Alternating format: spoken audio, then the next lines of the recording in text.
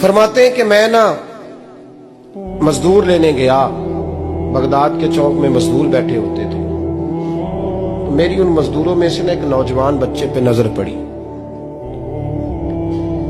بڑا کمزور سا وجود تھا لیکن چہرے پر عبادت کا نشان تھا، ماتھا بتاتا تھا کہ نماز کا بڑا خیال رکھتا ہے۔ میں اس کے قریب گیا، چہرے بھی بڑا کچھ بتاتے ہیں نا، چہروں میں بھی بڑی رانائی ہوتی ہے۔ فرماتے ہیں میں قریب گیا، میں نے اس کو کہا بیٹے مزدوری کرو گے؟ تو کہنے لگا مزدوروں میں بیٹھا ہوں تو حضور مزدوری کے لیے ہی تو بیٹھا ہوں۔ تو میں نے کہا کہ چلو پھر، کہنے لگا نہیں میری کچھ شرطیں۔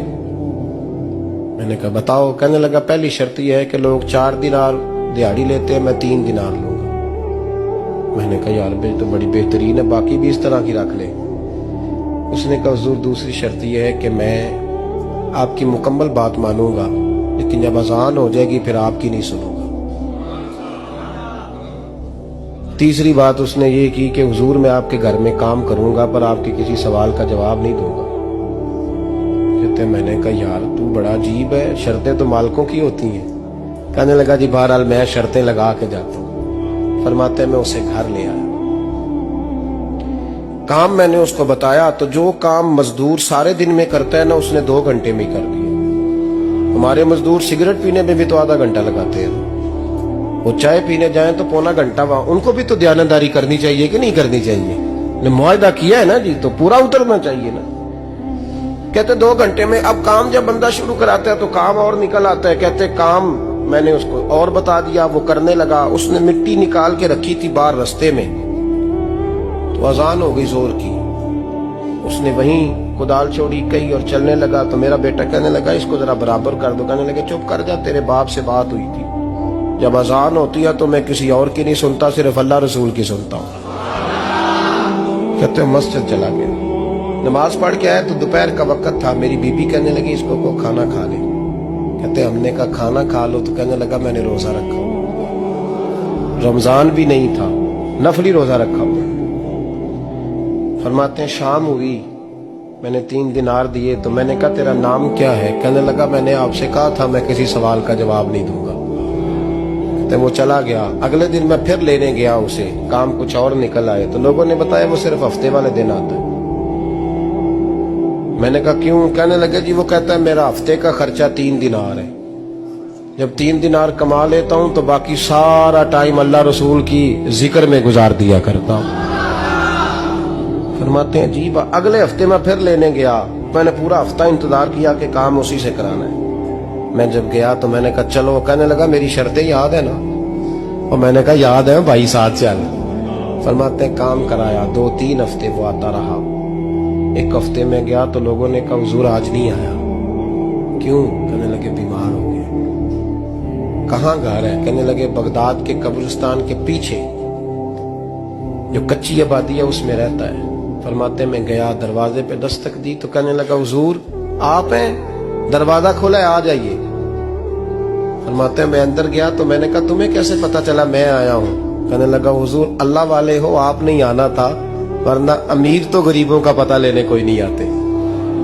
کہتے میں قریب گیا تو کہنے لگا میں آپ کا انتظار کر رہا تھا، تیز بخار ہے، تپ رہا۔ جیب سے کچھ پیسے نکالے، کہنے لگا یہ پیسے رکھ لیں۔ ایک انگوٹھی نکالی، کہنے لگا حضور آج رات کو میرا انتقال ہو جائے گا، ان پیسوں کا کفن خرید کے صبح جنازہ پڑھ کے مجھے دفن کر دینا، اور جب دفن کرو تو یہ انگوٹھی لے کے عصر کے بعد ہارون رشید کے پاس جانا، آپ اسے کہنا میں نے ملنا ہے پر وہ آپ کو ٹائم نہیں دے گا، آپ اس کو آواز دیجئے گا کہ تیری ایک امانت ہے میرے پاس، پھر وہ آپ سے ملے گا تو انگوٹھی دے دیں، پھر آپ میری طرف سے فارغ ہیں۔ حضرت فرمانے لگے تیرا نام؟ اور کہنے لگا حضور وقت تھوڑا ہے، آج رات میں نے جانا ہے، بڑی لمبی معافی مانگنی ہے رب کریم سے، اگر مناسب سمجھے تو مجھے اپنے رب سے تنہائی کر دے دیں۔ فرماتے ہیں میں آ گیا اور اس کی باتوں نے مجھے ساری رات سونے نہیں دیا۔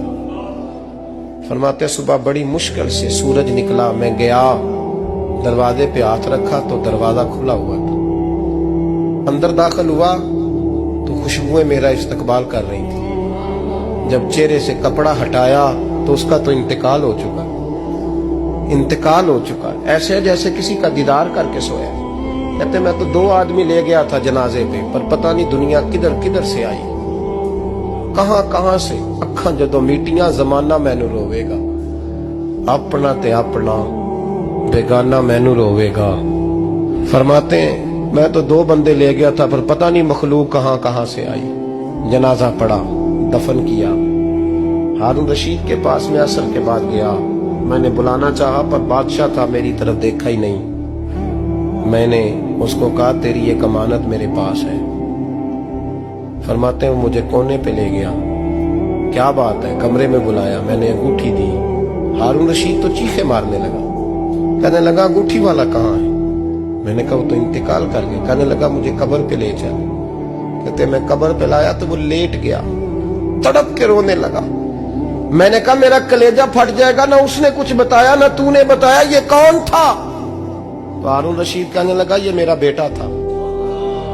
मैंने कहा तेरा बेटा और मजदूर? कहने लगा हुजूर ये हजरत दाऊद ताई